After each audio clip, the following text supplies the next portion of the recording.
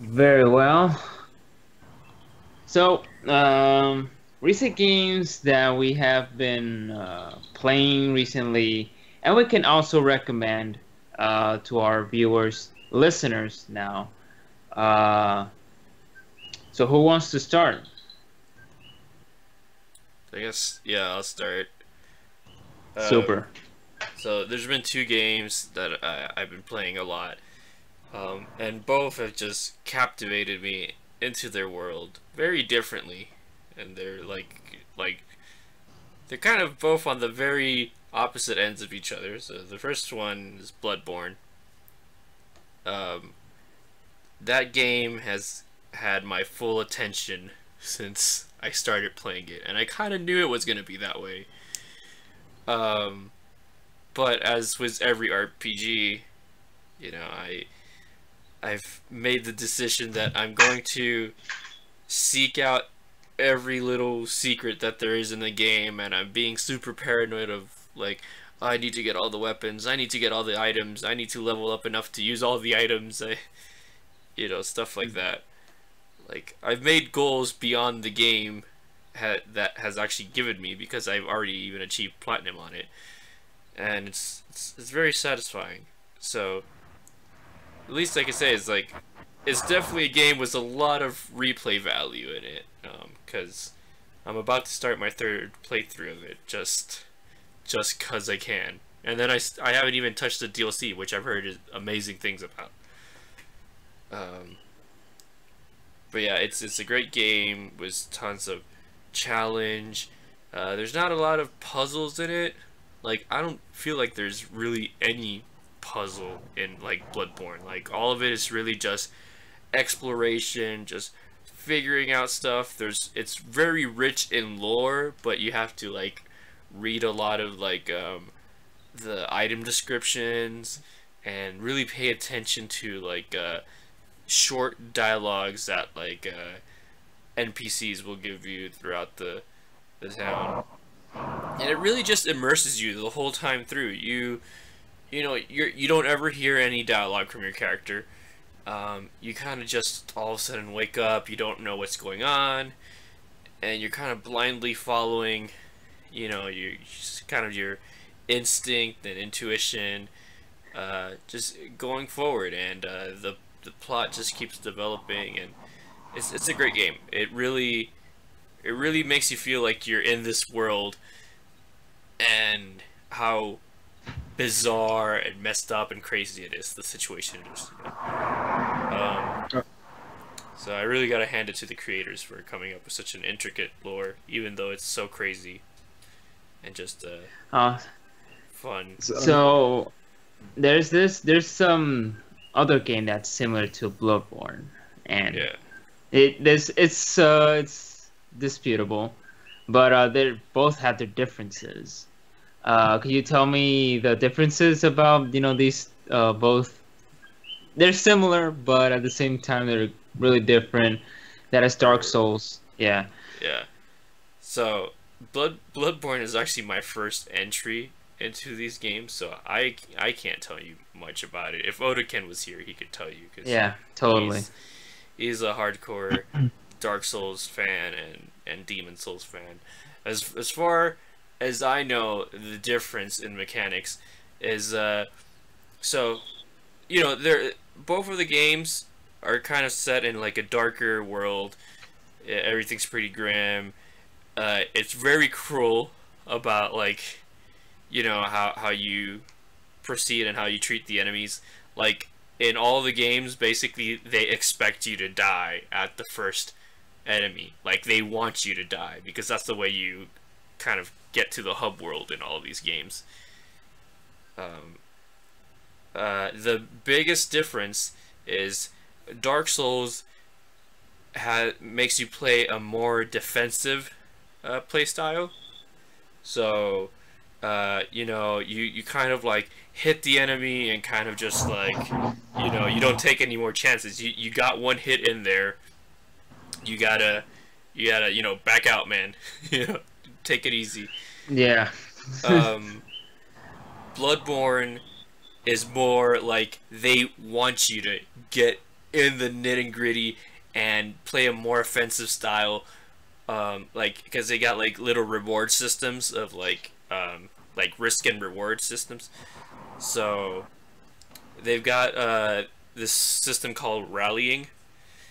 So what that means is right after you get hit, you can attack the enemy to recover your health, but you got like a 5-second window to do that. And if you get hit again, then you can't recover that health, and you lose more health additionally. So it's encouraging you to not just sit back and play defensively. It's like, hey, if you act quick enough, you can get your health back. You can get, or some of it back. You know.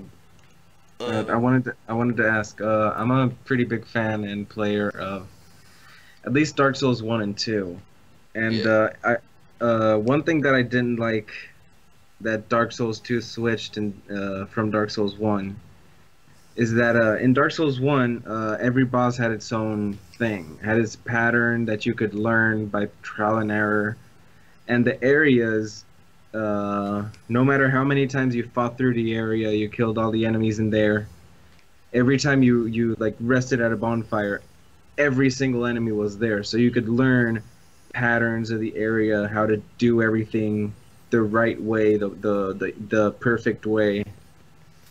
But in Dark Souls 2, it had this thing where a lot of the bosses were repetitive. Like you would have the Dragon Rider in Hades Tower, then you'd go to the Iron Fortress and you'd have the boss over there, and they were very similar playstyles except for obviously the fire ring of the boss in the Iron Fortress. But it had this thing, the repetitive bosses, and then it had this feature that I really didn't like because it didn't like push you to learn in the game. It was kind of like, it felt like a difficulty drop, which I think was kind of an insult to people who really like to play the Dark Souls games because it's hard, because it's very skill. Yeah. It really makes you teach it skill. That the feature was that after you like killed an enemy about 10, 12 times, it wouldn't respawn anymore. Dang. And that like caused this difficulty drop that I really didn't. That I really felt was kind of like an insult to people who were pretty committed to the series before that game. Does Blood-Borne have anything like that? Like playing it through the various areas multiple times. Have you ever like felt a difficulty drop if you like died too many times in the same area? No. The game keeps its difficulty consistent. If you die a lot, then you die a lot, and it's very unforgiving when you die. As for the bosses, it felt that they purposely always made it so no matter how much you grinded, like you always had to be pretty careful about how you fought them. There were only a few bosses where I kind of just rushed in there and I was like, yep, I got this, no problem, dead in a few seconds, you know. Or not me, the enemy. But I can say with certainty that every boss was designed different from the last. Like, none of them, like, acted the same, none of them had the same moves. You kind of, like, you know, you play enough games in general, and you kind of get this instinct where you kind of know how to treat a lot of the enemies. A lot of times you're like, you know, oh, maybe I should keep my distance, maybe I should stay closer.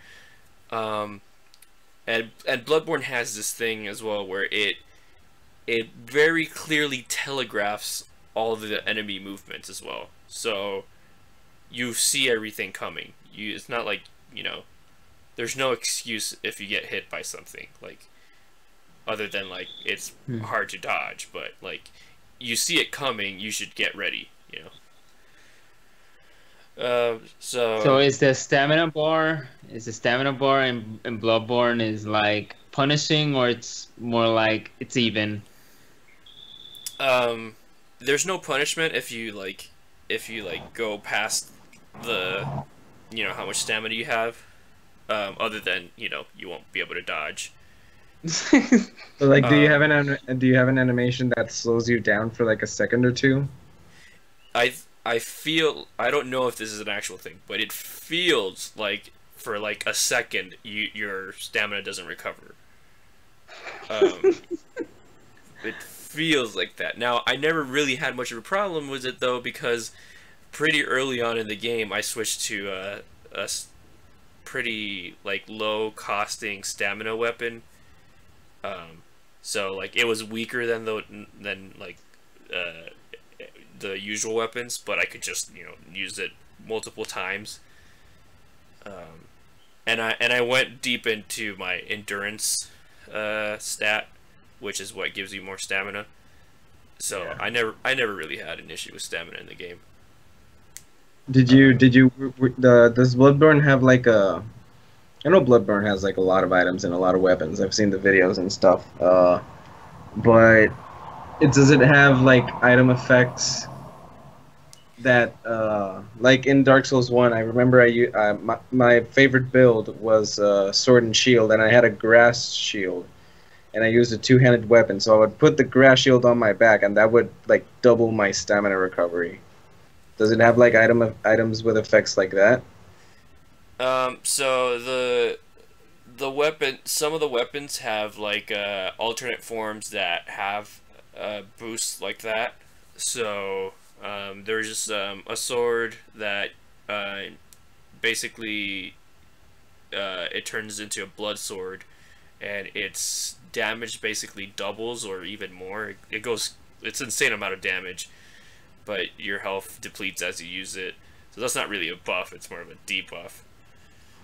Um, but there's other ones where there's this one that its alternate form turns you into a beast, and you slowly gain beasthood, which I never actually used beasthood because I was afraid, because some people told me you actually might not be able to turn back into human if you go too Hmm. far into beasthood. Um, Wow. I don't know if that's entirely true, but it would make sense. So you said Uh, that you can that there are alternate forms to your weapons. Does that like provide you with a like every single move is replaced when you use the alternate form of the weapon? yes, Like every single it's move a is. completely new move set. It just feels like you're playing a different weapon. Yeah, you have a completely new weapon. Like the weapon that I mained was, it's a normal silver sword, but then when you put it in its sheath, it turns into a great sword. So it's Oh two-handed wow. all of a sudden. The one that most people start off with is the saw cleaver, which is it's a one-handed saw sort of thing, but then its alternate form it's basically a longer one, and so your attacks, they're not slower, but you're kind of more open because your animation's a little bit wider for it. Okay. Um, there's an axe, that gains more range, but you lose your ability to use your gun. Uh, what are the other ones? Like I said, there was the Beasthood one. There's a cane that you can use to hit people with, and then its alternate form turns it into like a chain whip sort of thing. Uh, Oh wow. Now you got me thinking about a Belmont build. yeah, it looks really cool. The chain, like, I'm so sad they didn't, like, most weapons have like a superior form. Like there's this, like the like the weapon I made was the sword that you turn into great sword. That's actually like the superior version of what they call a Kirk hammer, which is also a silver sword, but you sheath it into a giant hammer, so you're basically swinging a giant hammer all of a sudden. Um, so yeah, there's stuff like that. Um, there's the last weapon you get, I think, or you don't. It doesn't necessarily have to be the last, but it's the last one I got. Is a scythe that you get from the final boss.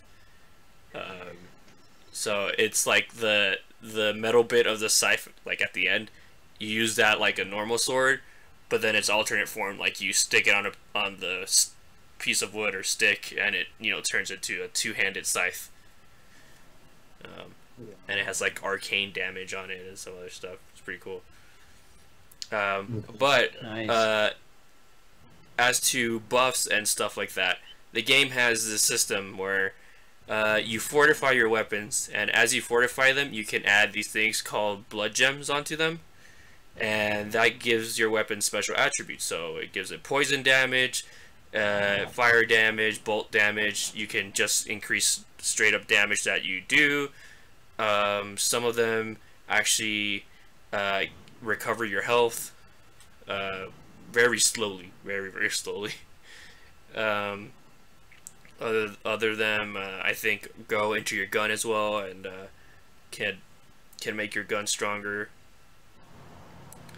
Some of them have curses on them. So, like on my sword, I put a blood gem that has a curse on it that makes every swing I make cost 2% more stamina, but it gave me like 26% extra damage on the sword. So it's like, heck yeah, just whatever. That is so good. Yeah, like, and you could put up to 3 of those on your weapon. So like, I do like more than twice the amount of damage that I'm supposed to, I guess.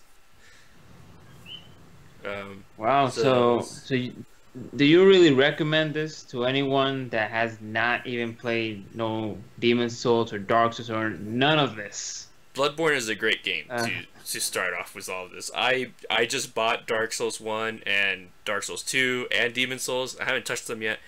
But I will play them, and it's all because of Blood-Borne. I would definitely recommend. Nice. Blood-Borne. So there's a new Japanese one that is similar to all these. It's Neo one. It's Yes. fully Japanese, and it's really cool. And it's with the samurai, and hopefully, I want some of the same mechanics, but not as really copied from it. But Yeah. It seems it's gonna be more like Blood-Borne than Dark Souls because it's a little bit faster paced. I noticed that. Mhm. Yeah. So what other games you guys played this week or last month? Well, there's this. Okay, so I found this indie game which has got me pretty hooked on it, and it's called Golf with Your Friends. Golf with your friends?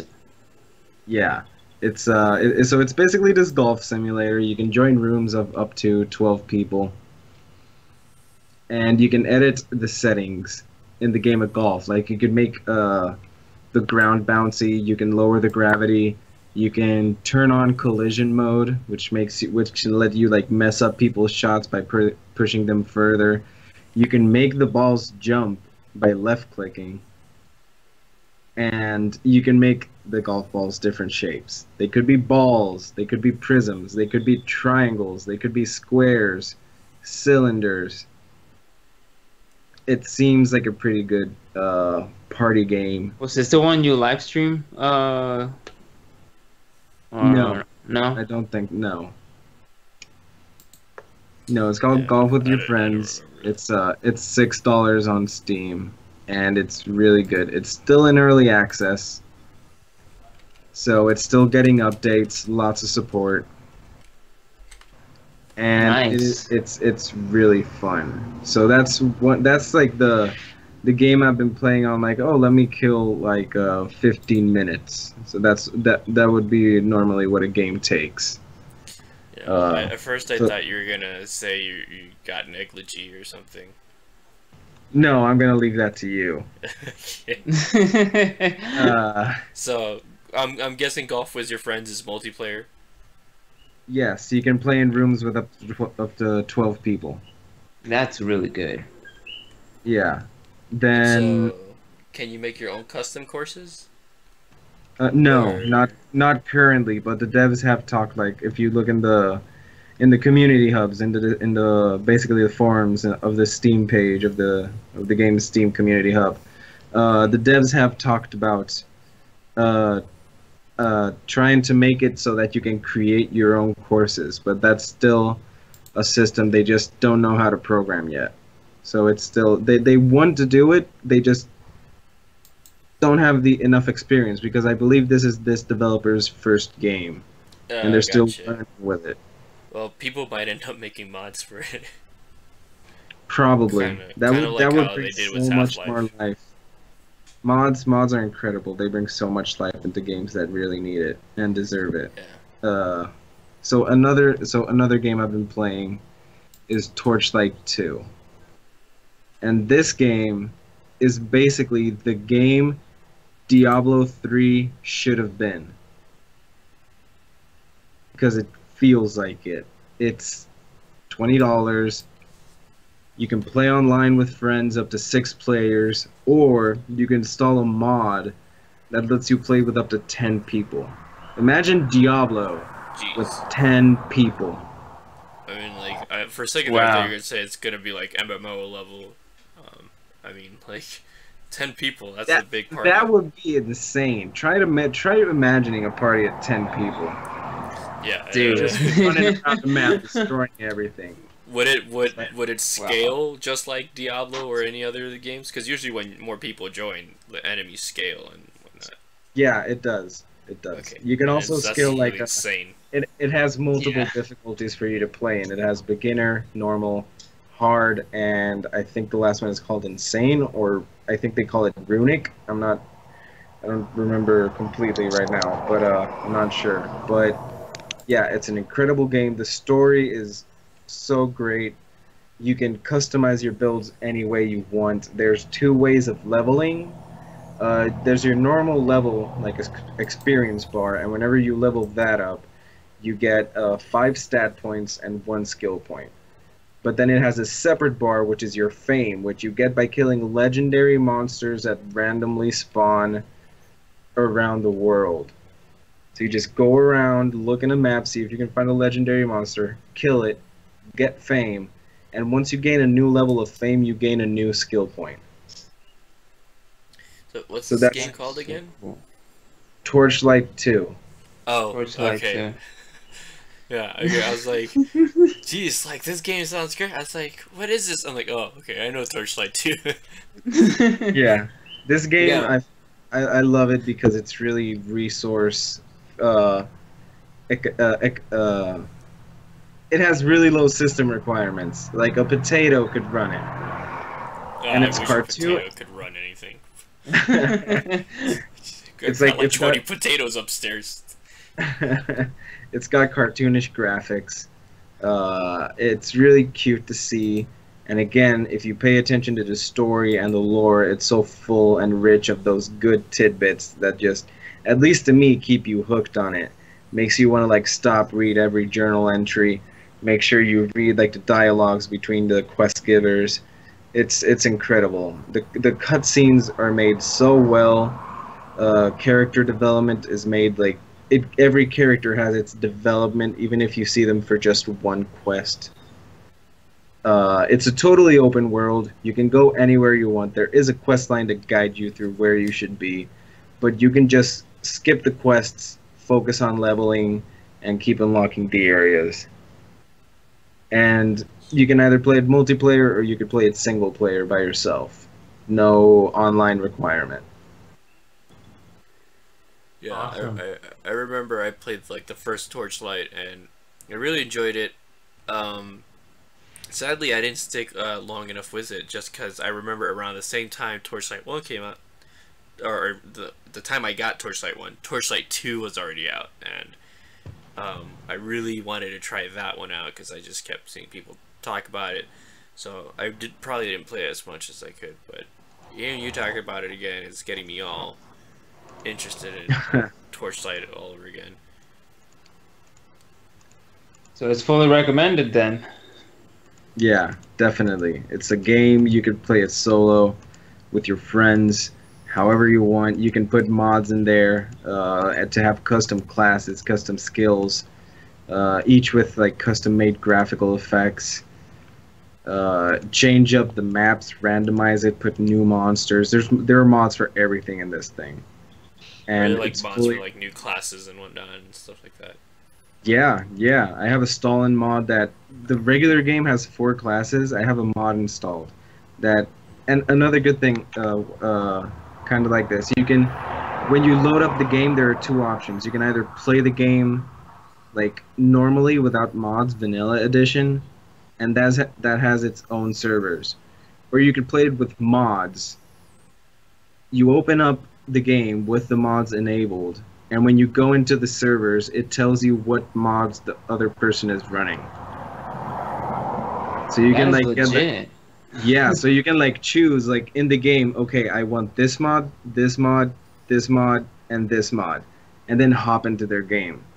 So you guys have the exact same mods, and the gameplay is pretty even. Because not, it would be like a lot of screen tearing because you don't have a mod downloaded that added a graphical effect, or the other character would be invisible. But yeah, you can do that and like line it up with the person to be able to play. Okay, cool. So how much is this game? This game is... Did you say it was like $20? I believe it's on $20, but I picked it up at $5, I think, in a Christmas sale. Yeah, that's one of those games that you'll see it a lot on Steam sales, and you'll probably see it in a lot of Humble Bundles as well. Yeah, getting it in a Humble Bundle would be incredible. Because you could just pay whatever you want to donate, and you just get it.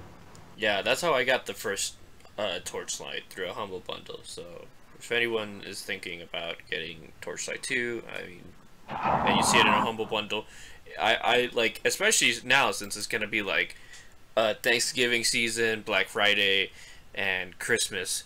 You know, there's gonna be a lot of charity events, and for sure a lot of developers are gonna, you know, back a lot of not just Humble Bundles, but like streamers and whatnot, being like, hey, here's like codes to our games and whatnot. You know. Yeah. So now's the time to be on the lookout for games like that. Nice, nice. Now, I will totally, if I had the chance and if I had the money, I will totally buy this thing. So Kotaru, it's your turn. What games have you played recently, during the week or the past month? And what would you recommend? For all those who didn't know, I just got in. Hello. And I sound sleepy as fuck because I'm sleepy as fuck. And I hope that doesn't happen like Switch, that I slept half the way. And speaking of games I've been playing this week, Jesus, I'm the type of weird gamer. I don't know if I'm the only one who does that. I like I play games like 2 hours, then I switch to a new one, and play 2 hours of that game, and then I switch. So I'm like this weird type of gamer that likes to switch games all the time, because if I stay long in a game, I tend to get bored as fuck. Yeah, me too. And I lose like the interest in it. But for some weird reason, I've been playing like this month completely. But I guess that's the fact, because I got a bunch of friends that has the game, and I've been playing with them. It's Overwatch. That's one of them. And the other one is Division. I've been playing it with Kalen.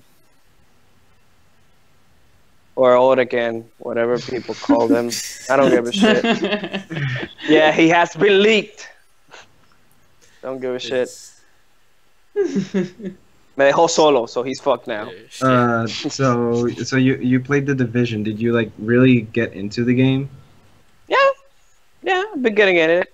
I thought I was gonna get bored, because since all the feedback I've been hearing about the game, that how fucked this was, the game.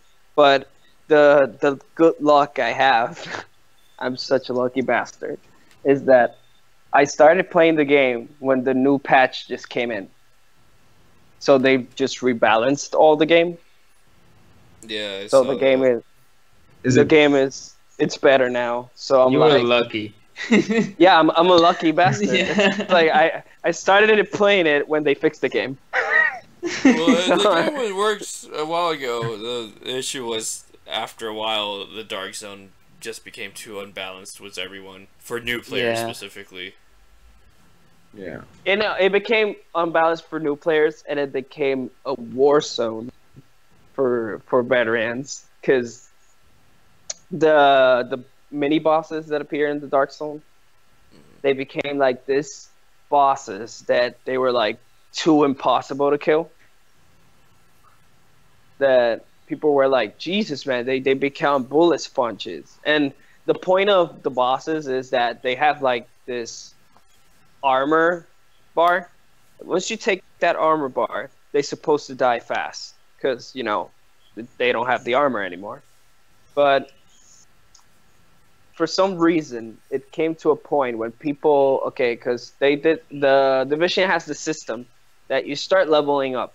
Once you get to level 30, which is the final level cap, your levels changes. It's not level anymore. It's called power score. And now you start like in 100 power score. And you start going up until 500. I think that's the most badass right now that I've heard people have got to. And the score depends on the, you know, the equipment you have, the guns you have, you know, chems. It's like almost like the Destiny light system, if you know what I mean. Yeah. Okay. So it become like that. So it got to a point that because that system and players started becoming more powerful than the NPCs in the Dark Zone, the developers wanted to make that, you know, because they're supposed to be bosses, not easy kill people. So they buffed them. But they buffed them to a point that it was impossible to kill, even for new players. So that it become this unbalanced shit that even the skills were like too OP. And they were like, we gotta fix this shit. So they fixed it in this patch. They created the war tier, which once you become level 30, all the map becomes level 30. And the parts where were divided by levels, you know, like there was one part that was 1 to 5, and one part that was 5 to 10, and like that. But once you become level 30, everything becomes level 30 in the map for you, only you. Yeah. So, But yeah. I started playing the division, and it was great, the balancing and everything. But I had this bad experience that this person called Oraken, every time he entered to my game, because I started playing like 2 weeks before the patch entered, so I had like a little bit of problems with the score and shit. But thanks to Oraken, that was suffering, because every time he entered to my game, all the NPCs in my world became these disgusting monsters with a skull in their head. And I'm like, why do they have a skull in their head? You one shot killed. I'm dead. Yeah. And the other part, this bastard Oraken saying, you need to get good, bro. You need to get good. How the fuck I'm gonna get good when I'm shooting those guys and I'm like hitting 5, 10, 12% of their life, and it's like this little piece of shit taking of life, and they just go one shot, I'm dead. How he does it? How did that? But that was my pain and suffering. But then when they did the patch, and this motherfucker Oraken came again in my game to fuck me up. It didn't work because then they stayed the level I am. So all the NPCs stayed on 25. And he was like, this shit sucks. And I'm like, yeah, good thing they did this, because then it would be like pain and suffering. But I've been playing Division. I recommend Division now after the patch because it has become more balanced than what it was. Yeah, still there are little flaws, little tiny things they need to fix. Like the armors, it's still a little bit overpowered. They need to fix the armor issue because right now it got to, with the patch, it became a point that now you need to have like more armor to survive the game. And that's getting a little bit frustrating for some players. But whatever, that's stupid because either way you can always mix abilities with your because each part of your armor has an ability, and you can search parts that actually helps your armor, which that's stupid. People are like bitching about it, but I'm like, just get armor. It's everywhere. I don't think they'll get a patch for that one. I'm pretty sure they'll do a patch, but it's gonna be like a little, tiny little thing. But eventually, I at don't some know. point, they'll probably pull a Blizzard, and they'll be like, "Hey, just pay this much, and you get the best items, or you get all the way to this level, or whatever." Kind of every MMO does that when it's like late in its age. They actually didn't do that because there's already the underground. No, yeah, exactly. Expansion. It's but it only has 3 expansions. The game, it already became the first one, which is underground, which is like dungeon modes, but it's like a dungeon mode that every time you enter, it changes. It's like random. Yeah. They always change the mission, which makes people want to play it more because, it's different every time you play it. And I wanna pay for it. I really do. But it's just $15 fucking dollars. I'm like, please put it 5 because it's only the dungeons. It's not that much to put it like $50. Is it? If it's like 15 or 50? It's like 15. It's not that. Okay. It's not that great. It's either way. It's a little bit of the what they did in the expansion is not that big. It's just the underground thing, which is like a mini hub area. So it should be like $10 or $5. Yeah, I guess because it's like maybe they're putting it 15 because the fact that the dungeons keep changing every time you enter, and they change new, and maybe the incursion that it came with the DLC. Maybe that's the other reason why they put it 15. So okay, because the incursions are pretty tough. They are, and I'm like, what? Is an incursion like a? Is it like another type of dungeon or a raid? Like you have more it's people a raid. taking a dungeon? Yeah. You have to take like 6 people or 12, I think it was. Okay. And it's hard as fuck. It's hard as fuck. So is the multiplayer in the Division like? Is it like MMO that you can just find people running around anywhere in the world? Like I imagine there's going to be people running around in the PvP zones, but in PvP areas, can you just find someone who's randomly running around? Only in the safe houses.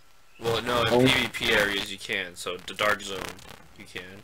But the safe houses is the only place where you can find other players. Well, yeah. Okay, so you'd have to. It's okay. If you have a friend. No, but the dark zone, it's like the PvP area, and PvE. It's all mixed in it. It's like it's the middle part of the map basically. It's the dark zone. Yeah. And so you enter the dark zone, and you'll find players, and you'll find NPCs, and you'll find a lot of shit in it. Right. And once you go out of the dark zone, you're in a PvE area only, but in the PvE area, there are safe houses, which are like fast travel points. Yeah, they're 'Cause the map hubs. is the map. Yeah, the hubs, because the maps are big as shit. Okay. The map is big as shit, and so in those safe houses, there's a lot of characters running around in it, or checking their stuff, or buying stuff in the shops. You know, it's like a little mini hub in a way, Mhm. and it's cool. I don't say it's dumb, but there has been like speculations that in the third expansion, the whole map is gonna become a dark zone, Okay. and Damn. if that happens, it's gonna be total chaos.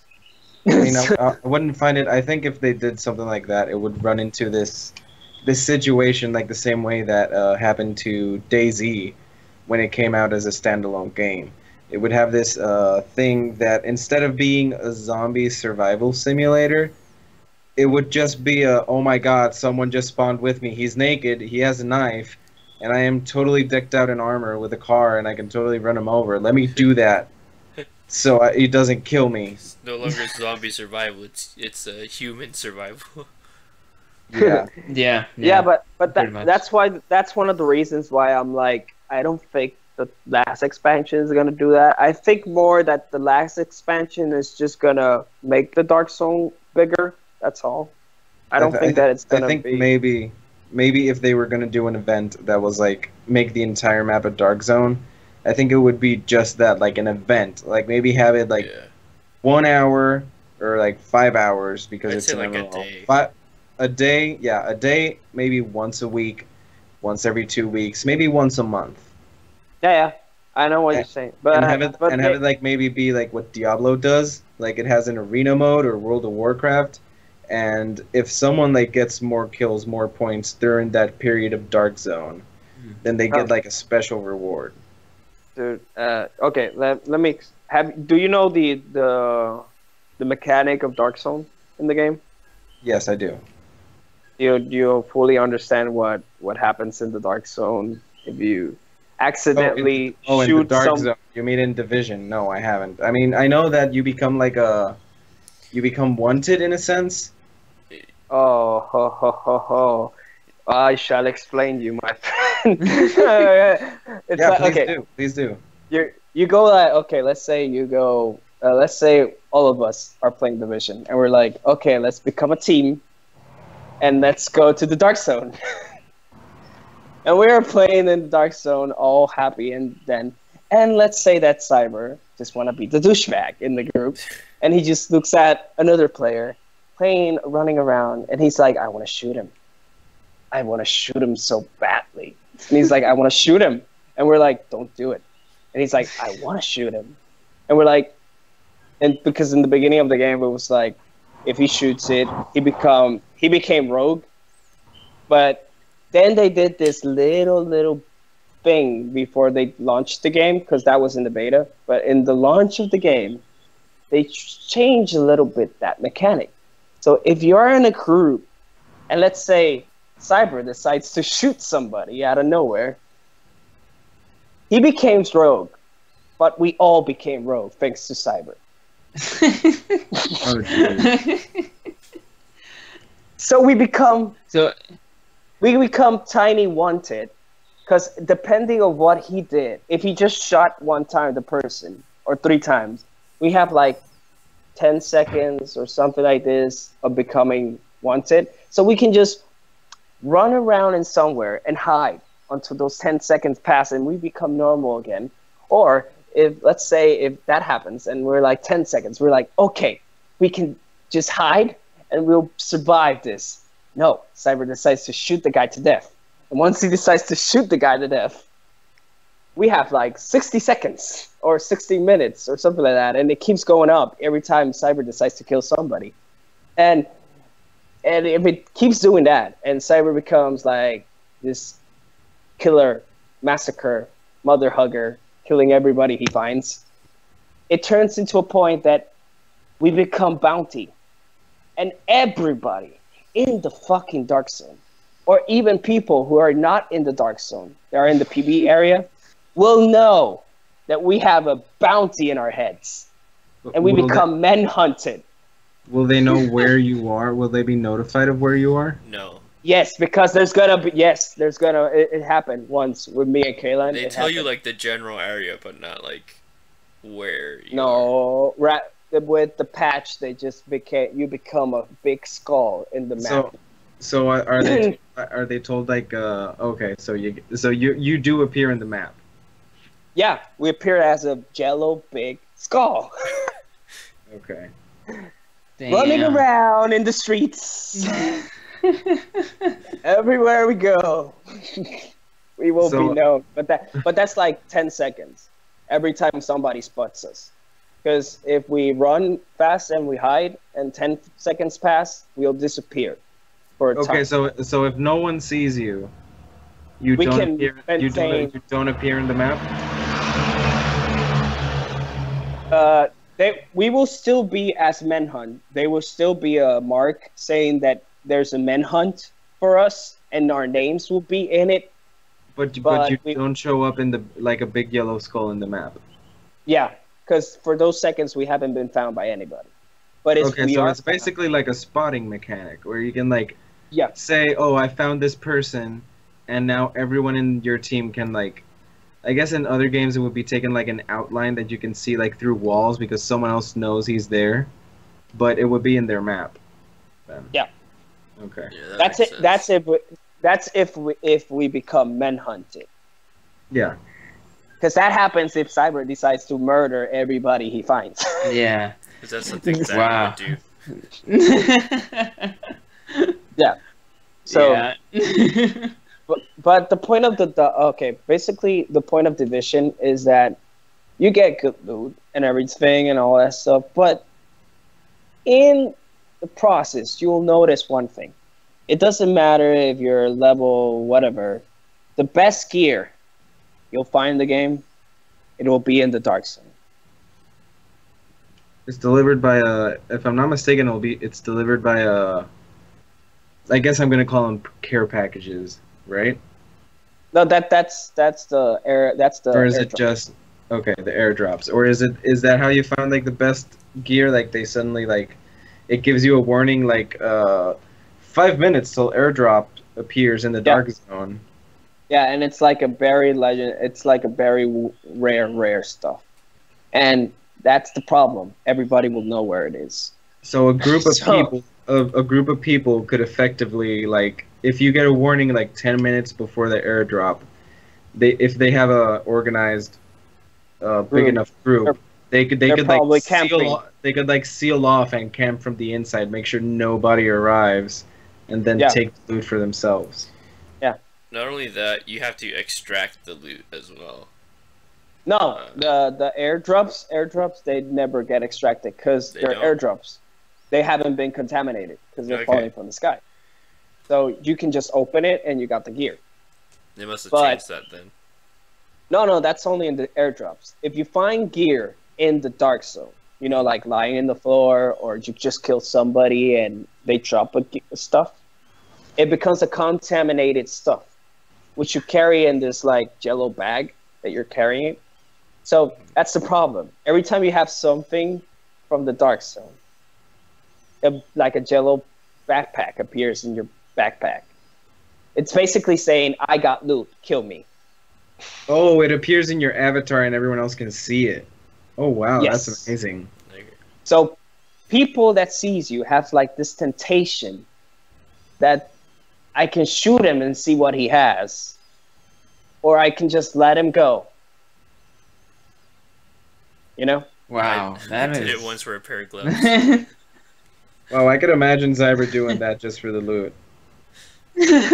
Problem is, if he does it for the loot, it will get to a point that we become men hunted. Well, like, think about it this way. You're in a group of 4 people, and there's just this one dude, maybe 2, that, you know, you just saw them got some rare loot, and you're like, oh man, I saw what they got. I saw the item number and everything. Are you gonna I want it. Are you gonna pass up that opportunity to just be like, you know, you only have to survive for like a few seconds? Yeah, that's one thing. But And there's the other thing. And they We call can the be chopper. like in, yeah, that's the other part. Okay, let's say Cyber got the loot, and he's like, I got the loot. Nobody has seen us yet. Let's extract it, because you have to extract it. You have to call a shopper, and the shopper will come. The problem is, every time you call the shopper, everybody will know that you decided to extract in that place. Damn. I mean, That how is means- it? Is it like signaled through a computer, or is it smoke or something like that, or a flare? No, it The just moment- shows up on your HUD. Yeah. The moment you decide to, it's okay. He's sick. The animation is that he throws a flare in the air, but once you do that, it says extraction will start. Extraction will arrive like in 60 seconds. I think it is Yeah. something like that. It says a time. Mhm. I can't remember how much. The fact is, well, that time it is. Well, that time is coming. In the map, I can be like in, let's say, Dark Zone 4, because the Dark Zone is like breaking sections. And let's say Shinja was in Dark Zone 2. I'm in Dark Zone 4. And he decides to extract something in Dark Zone 2. If I open my map, I will see that in Dark Zone 2, somebody wants to extract. Okay. Then I have my decision. Can I bring my crew and kill that mother hoe and get his stuff? Or I can always do the new mechanic that happened. Which, because people, there was in the beginning, you could just put the stuff in the rope, because it's like a rope for extraction. And once you put it there, it's okay. You're safe. It's done. You can run away. And people were dumb, and they always did that and run away. But they said, the Division creators were like, oh, let's make this more interesting. You can hijack it. You can cut the rope and take everything out. If you Wow, want. that's It takes a lot of shit time to do it. now that 'Cause you you're gotta hold- describing it. It has become a war zone. It seems like a lot of fun, like how you describe a Kotaru, and for a lot of times and a lot of months.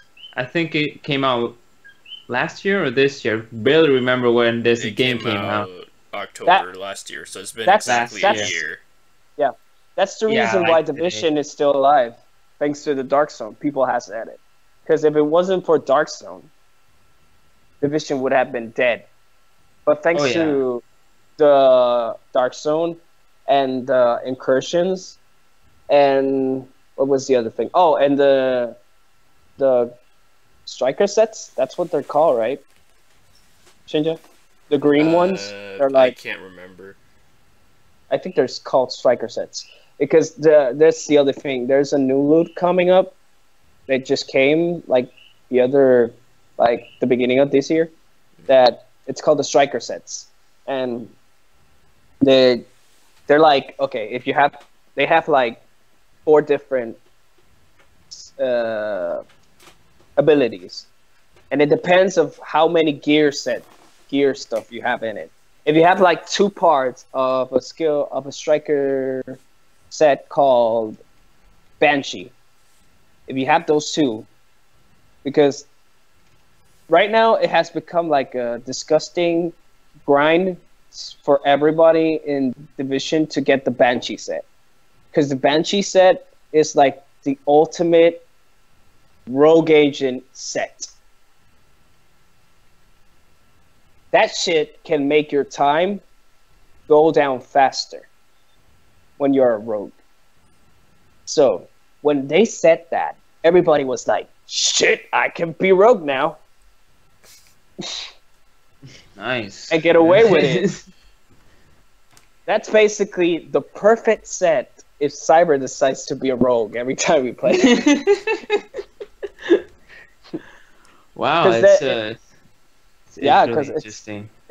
It has become like this RPG hardcore mixed with like the cover shooting of that Tom Clancy is known for.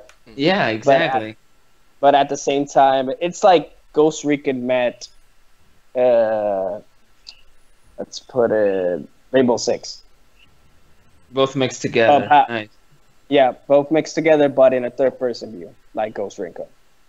Yeah. Future Wow. War, Future Soldier, Yeah. something like that.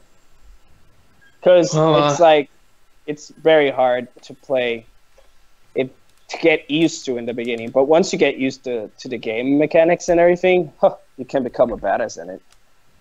Indeed. So before we wrap this up, I'm going to say the game that I've been playing lately. I've been playing Killer Instinct. I think you guys have noticed my recent gameplay, and I never thought I was going to be good at that game, and that game is really easy to do combos. Yeah, the new one. Yeah, Yeah, it's so freaking easy, and you feel like a badass, even though the computer is just shit easy. But it's still so cool because the animation just makes it a lot cooler. The only thing that I don't like about the whole thing is that the game is free, but then you have to buy all the characters. It's like, okay, bro, like That's like all the fighting games that are coming out now. It's like, yeah, here, try out the game, and now you gotta buy the game character by character. Do you have a way of earning like a currency to unlock the characters? yeah, but That's- that's the gold thing, the metal, and you have to collect them, and like that's gonna take me a year. So it's basically a fighter game taken on the League of Legends Yeah, like and currency. Spy, yeah, and all the But it makes MOBAs. it kind of more impossible. It makes it very tedious to actually, you know, do it that to get a way. character. I know. They want you to pay. No, Yeah, but- they want you to okay. pay like so bad. Another game that is doing that is Street Fighter 5. Every Yeah. DLC, every new character they're bringing, you have to buy them.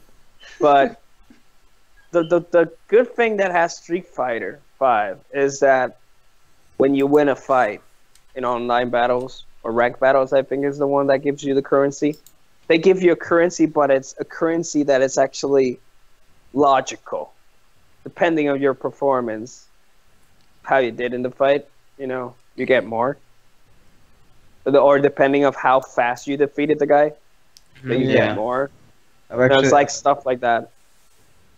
But not even in Killer Instinct. It's like you just have to grind like so hard, and yeah, it's even in story mode or in any other mode in the game. It's like really hard to just gain something good. The only thing that you gain is some life or some presets from for your character. That's it. Oh Jesus! Yeah, and a lot of microtransaction. I didn't forget that. And but That's yeah, disgusting in a fighting game. I swear to God. yeah. You can put it in a MOBA. I swear, you can put it in the MOBA. I don't give a shit because I'm pretty sure I'm not gonna buy it. But you put it in a fighting game. Why? But you would have to have paid for it beforehand, like in years past. So the fact that it is free, you get to play it a little bit. It's like a demo, but an unlimited demo. And if you Yeah. actually try hard enough, you can unlock everything. I think it's okay. Yeah, it's. Because That- then I'm you gonna can talk actually about decide that. to quote unquote buy the game. So I mean, at Yeah, least that's basically it. Yeah, Dids. at least it's like you get enough currency in game, you buy a character, and now you have to like use your skill and how well you learn to learn how to play that new character. And then you Yes, get it's used my- to and then you get used to playing it like frequently, and with that character you gain the currency to get another character. At least it's not like something that I didn't like in one of the Mortal Kombat games, that it was microtransaction, easy fatalities. Ah, yeah, that was uh, insulting. Like fatalities are something that you learn how to do the combination, Yes, and it felt so exactly. good when you actually got it right. But then easy fatalities showed up. It's like, dude, Yeah, it's like No. This is like You're this is buying something cheat for codes. Yeah. Yeah, that's it. Cheat codes. You buy cheat codes. Like it's like back in the days you didn't have to do that. But there's also something that bugs me about Killer Instinct. We talked about the characters and buying. When I enter the fighting mode with the CPU against the CPU, each day I have a new character free, but the rest is just not there. Okay, so it's a daily rotation where you just have Yeah, it's a daily rotation, but it's like one character at a time.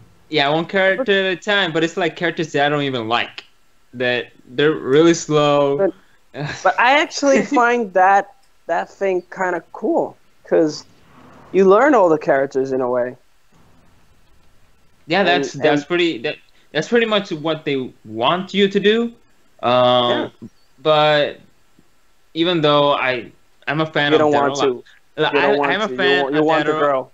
I know I'm a fan of Dead or Alive, and there's a Dead or Alive free on PlayStation 3 and PlayStation 4, and they at least give you 5 free characters.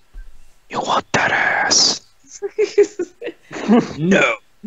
So, so what you saw on the gameplay was it's a weird kind of mission. I can barely remember what it was. But you could just keep on playing that and grind and keep on playing it with other characters. But you only unlock the characters in that mode, not in the versus mode. Which it's okay in a way, but I like the game, even though it has all these. I still have to buy the game. It's something that won't change anything, so I have to buy it so I can get the full experience from the game, because I really like fighting games, and these are one of the fighting games that I really feel like a badass. That I don't really need to learn a lot of combinations like in a lot of Japanese games out there. This game I really felt like a real badass, and it's fully recommended for all those who has Xbox One or PC. Yeah. But Guilty Gear is so beautiful. You gotta use it. It's a beautiful game. Guilty Cyber Gear, doesn't the like new 2D one. games. No, but there's the recent one, the new one. It's beautiful. It's just beautiful. I think I have a Guilty Gear. I have played it on Zuski Arcade 2 times. I love Guilty Gear. It's one of my favorites. Okay, all right. So you got it on PC, right? Yeah. I got it on PC. Killer Instinct. Okay, Yeah. so you downloaded it and you said you got 5 free characters. No, 1. Okay, so you only get 1 character. Yeah. All right, Day. each day. So is that in single player? Like, do you have a ranked mode and a casual mode in the game, or is it just like casual mode? No, it's just an almost you get that certain character from that day. You cannot. Yes, I can play other modes with that character, that only character of that day. Yeah. Okay, you play all the modes with just that character unless you buy another one. Exactly. All right. I think it would have been good, like to make people buy, like to motivate them to microtransactions or to just grind a lot. I think it would have been like more understandable if they did what other games have done, that like they make it obvious which is every character's strong suit, and they kind of like bunch them in groups.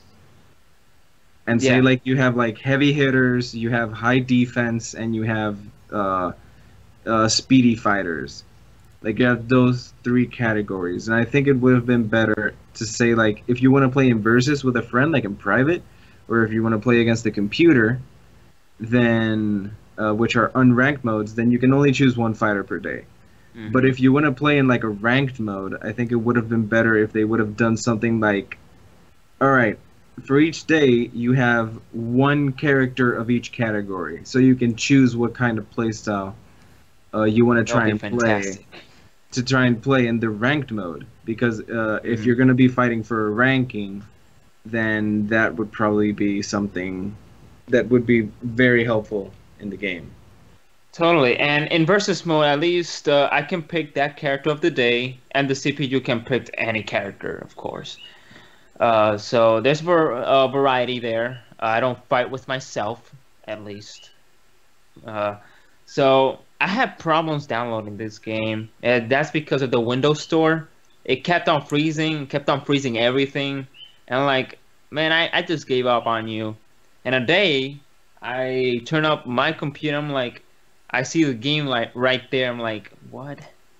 I clicked on it and it boosted up. I'm like, okay, so it did download.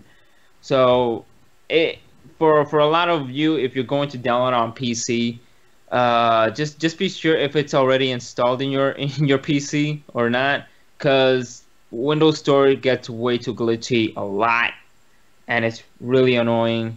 You might have to restart your PC because it freezes everything. But it's a big game. It has 30 gigabytes, so you better have a you better have a giant internal hard drive. So 20 gigabytes. Oh, that hurts. yeah. So I think we could wrap this up right here. I really like this podcast. We kept talking. We're gonna keep on talking about this, even though this December we're going to recap everything that we predict, and for 2016, a lot of disappointments, a lot of cool games, but I think we'll leave that to the December. And I really want everyone in the podcast. So, well, guys, this is it. This is, please don't forget to rate, comment, and subscribe. This has been Zyberpunky. Kotaru. Didsikal Games. And I'm Shinja, and I run a Let's Play channel called Karibu Kai Play with my good friend Officer Dan. We live stream Friday night with all these other fantastic people. Zyberstation streams, Did sometimes streams, Odakin streams, Kotaru is streaming as well sometimes. Am I missing someone? I don't know. But we stream as well. And I suggest that you check all of us out on Friday and subscribe to everyone here. So make sure to like, comment, subscribe, and we'll see you guys in the next video. See you guys later.